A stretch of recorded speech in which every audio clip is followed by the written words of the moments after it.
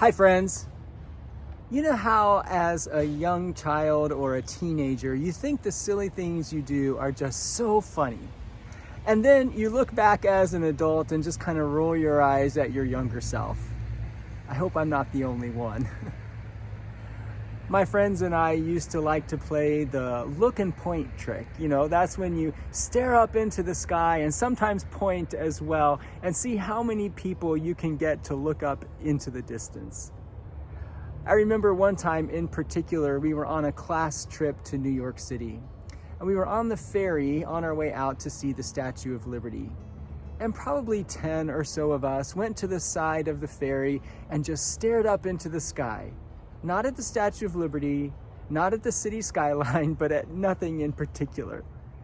And we had the majority of the deck looking and wondering what in the world they were looking for. That image of people standing around and watching and waiting and therefore no longer paying attention to what's going on around them got me to thinking about how sometimes Christians play the look and point game. It happens when we point to the sky and divert people's attention from this world to the next world, heaven. Now, don't get me wrong. Heaven is real, and heaven is a promise that gives us hope and confidence, and we should look forward to it.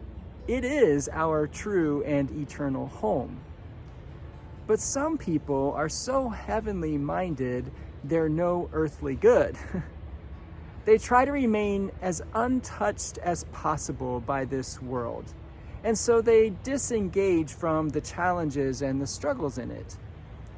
That is not a biblical attitude, and it certainly was not the practice of Jesus.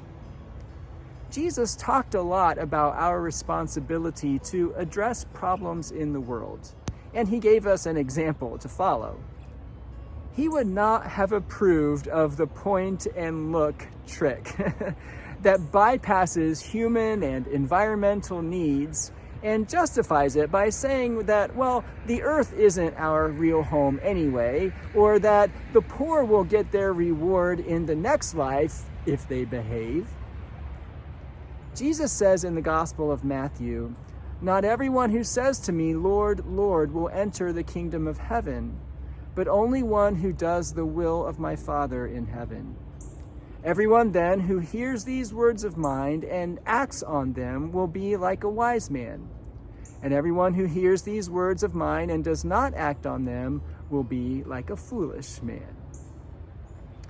Faithful discipleship clearly includes engaging with the world around us and doing something to assist the poor, oppose injustice, conserve the environment, resist evil.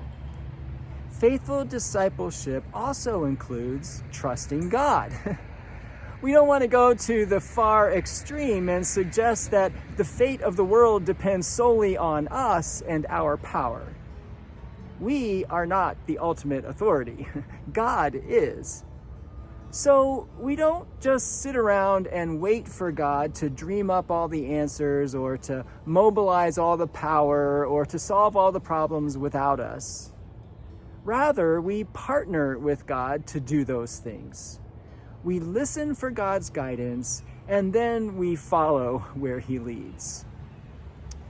Let me close with a few verses from the first chapter of Acts, in which you can hear the interplay between God's work and ours. And you hear the admonition not to just stare off into the sky.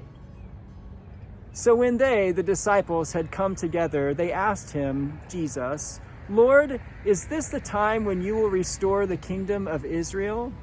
He replied, "It is not for you to know the times or the periods that the Father has set by his own authority. But you will receive power when the Holy Spirit has come upon you. And you will be my witnesses in Jerusalem, in all Judea and Samaria, and to the ends of the earth." When he had said this, as they were watching, he was lifted up, and a cloud took him out of their sight. While he was going, and they were gazing up toward heaven, suddenly 2 men in white robes stood by them. They said, Men of Galilee, why do you stand looking up toward heaven? Implying that there's work to do here. Thanks for listening. I'll see you again next week.